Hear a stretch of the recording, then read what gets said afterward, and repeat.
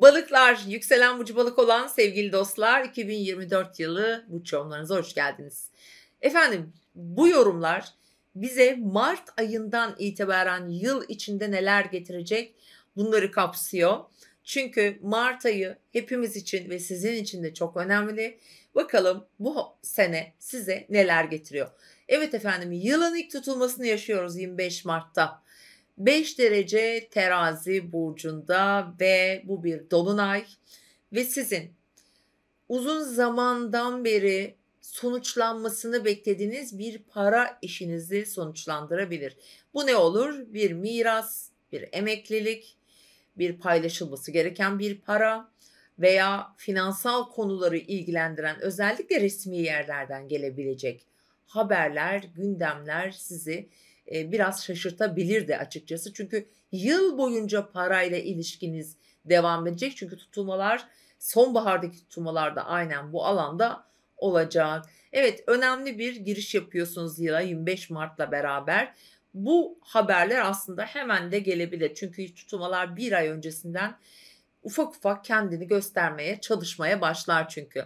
Evet, yılın hemen ikinci tutulması 15 gün sonrasında 8 Nisan'da. Bakın bu çok önemli olacak balıklar için. Koç burcunun 19 derecesinde bir güneş tutulması var. Güneş tutulması yeni bir başlangıç, yeni bir adım, yeni bir kapı açar ki tutulmaların gücü kapı açmaktır. Özellikle güneş tutulmalarının. Ve siz parayla ilgili konularda kazançlarınızı, kendi yeteneklerinizi, kendinize olan güveninizi özellikle arttıracak, pekiştirecek bir zaman dilimi başlıyor 8 Nisan'da. Tabii doğum haritanızın derece olarak nasıl etki aldığıyla çok alakalı ama genel olarak bir girişim yaptırır. Mesela mesleki anlamda bir geçiş olarak kişinin kazancını arttırabilir. Yeteneklerini takdirle ödüllendirecek bir durum olabilir bu. Kişi mesela yaşamındaki kazançlarını arttırmak için yeni bir işe geçebilir. İşte ek gelirler sağlayacak bazı durumlar olur. Bir iş anlaşması yapar. Finansal konularda gerçekten önemlidir. Hiç şunu söylemeyin, işte ben nasıl olur ki, bana nasıl para gelir ki? Tutulmalar güçlü etkilerdir ve siz kaderseldir aynı zamanda. Böyle bir ön yargıyla bunu kırmayın lütfen. Her yerden, her şekilde evren bize para verir ve getirir. Bunu unutmayalım sevgili balık burçları. Evet, yılın ikinci tutulmasından sonra hemen tabii Satürn'den bahsedeyim önce. Satürn balık burcunda ve artık 2026'ya kadar sizin burcunuzda ama bu yıl 2024 yılında 19 derece balık burcuna kadar ilerleyecek. Bu da ne demek? Bu Satürn'ün balık halinden en çok ilk 20 günde doğan balıklar etki alır. Eğer balık burcunun son 10 gününde doğmuşsanız bu sene çok balık burcu Satürn'ün etkisini almayabilirsiniz. Daha çok 2025 yılında alırsınız. Ve şimdi şöyle bir şey. Satürn bir kişinin yükseleninden, burcundan geçiyorsa eğer orada önemli bir dönemi işaret eder. 2,5 yıllık bir dönem biliyorsunuz. 2026'ya kadar burada. Kişi sorumluluk alır hayatında. Sorumluluklar nasıl gelir? İşte evliliklerle ilgili gelir mesela. Önemli bir işe girişebilir. Hayatında bir şeyleri değiştirmek için karar verebilir. Zaman zaman zorluklarını yaşarız Satürn'ün. Burada nasıl bir sıkıntı getirir mesela? Eğer problem teşkil edecek bir şey eğer karşınıza çıkmışsa bilin ki orada sizin atladığınız, yeteri kadar önemsemediğiniz, yeteri kadar sorumluluk göstermediğiniz bir konuyla ilgili getirir ve orayı daraltır, kişiyi zorlaştırır, yani yaşamı zorlaştırır ve bir takım konularda ilerlemeyi yavaşlatabilir. Ama dediğim gibi burası kişinin kesinlikle hayata göstermiş olduğu duruşuyla ilgilidir. Yani herkes için geçerli değildir Satürn'ün getirebileceği zorluklar.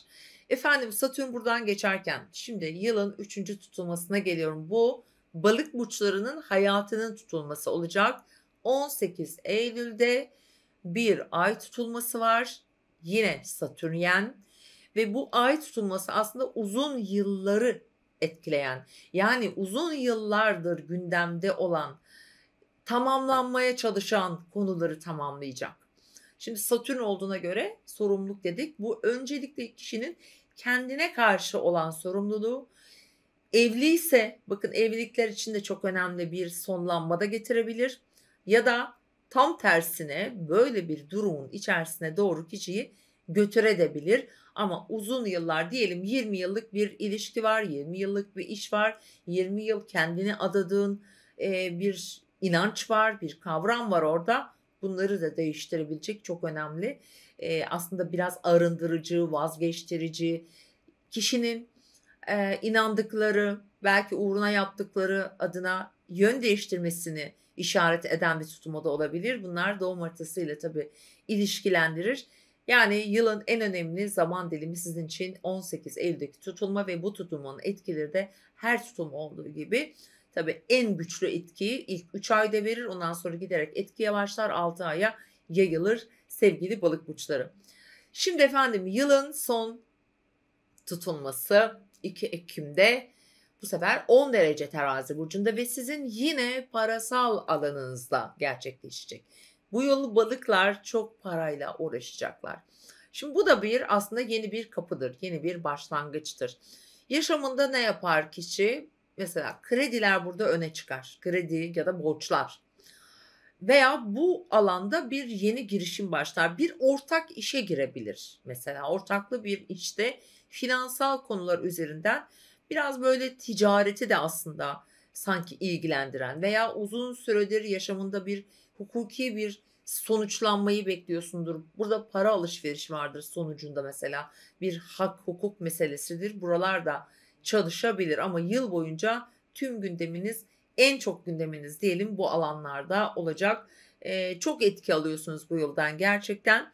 Evet tutulmalar bu şekilde ilerleyecek sevgili balık burçları ve bizim şans gezegenimiz Jüpiter'imize sıra geldi. Evet Jüpiter Boğa burcunda yaklaşık bir yıldır daha doğrusu Mayıs'ın sonunda bir yıl olacak. 26 Mayıs'a kadar hala Boğa burcundaki seyahatini sürdürüyor olacak. Şimdi Boğa burcundayken sizi ne yaptı? Bir takım şeylere giriştirdi. Eğitimle ilgili konulara, yakın çevrenizde belki biraz daha fazla iç içe oldunuz. Ama eğer bunların hiçbirisi olmadı, çok da anlamadım bile diyorsanız Nisan ayı hiç de öyle demiyor. Nisan ayında o kadar hızlı bir gelişme olur ki kardeşler, yakın çevre, özellikle mesela ulaşımla ilgili konular, ticari yeni anlaşmalar veya sosyal enerjileri de çok aktifleştirir. Bir takım seyahatler de verir. Nisan ayı burada çok önemli olabilir. Hatta sürpriz denecek kadar önemli gelişmeler de getirebilir hayatınıza. Ve bizim şans gezegenimiz 26 Mayıs itibariyle artık İkizler Burcu'na geçer ve bu yılın bu Jüpiter'in ikizler halinde en çok evini değiştirebilecek, yenileyebilecek, daha rahat, daha konforlu, daha geniş bir yaşam alanına geçebilme fırsatlarını verecek balık burçlarına. Jüpiter burada da yine bir yıl 2025'in ilk yarısına kadar kalacak. Özellikle ilk girdiği mesela Haziran dönemi önemli olacak, bunu hissedebilirsiniz. Çünkü artık Plüto da Kova burcunda. Evet Plüto Kova burcunda ve 20 yıl sizin inançlarınızı, duygularınızı, benliğinizi önemli şekilde etkileyecek ve görünmeyen hani bazen güçler gelir, hiç beklemediğimiz yerden bir enerji akışı olur. Bilmediğimiz bir yerden sanki yardım oluyor gibi hissederiz. Evrenin yardımı olur, bazen kişilerin yardımı olur ama sonuç olarak hepsi de evrenin yardımı. Böyle destekler gelebilir. Evet dediğim gibi bir iş yeri açabilir ya da küçük bir dediğim gibi işi vardır onu büyütebilir. Aile kalabalıklaşabilir. Ev içindeki kişilerin medeni durumları değişebilir. Yaşlılarımızın işte ebeveynlerimizin durumu, onların yaşamı, gelişimi vesaire bunlar daha konforlu hale gelebilir. Ama sonuç olarak hem mesleki alana burada güzel etkisi var. Para kazanma akışınızı güçlendirecek ikizler hali ve tabii ki özgüveni çok büyütür. Bunu da söylemek istiyorum sevgili balık burçları. Evet böyle bir etkiyle yıl boyunca güçlü etkiler alıyorsunuz ve onun yanı sıra mesela genel olarak bu yıl en çok Eylül dedik ama mesela bir retromuz var. 7 Aralık'ta Mars Aslan burcunun 5 derecesinde retro yapmaya başlıyor. Ve bu retro Aslan'da başlayarak Yengeç burcuna gerileyecek ve tam Mart ayına kadar sürecek uzun bir Mars retrosu yaşayacağız. Yani yılın 12. ayındaki bu retro hakikaten hepimiz için de önemli olacak aynı zamanda, ama hani Yengeç burcunda ilerlemesi sizin aşk hayatınızı, çocukları, sosyal çevrenizi, finansal konularınızı, yatırımlarınızı vesaire, ki bu sene bunlara tabii ki çok dikkat edin. Çünkü para konuları hep ön planda olacak. Hatta mümkünse bir danışmanlık alabilirsiniz. Yaşam koçuyla ilerleyebilirsiniz.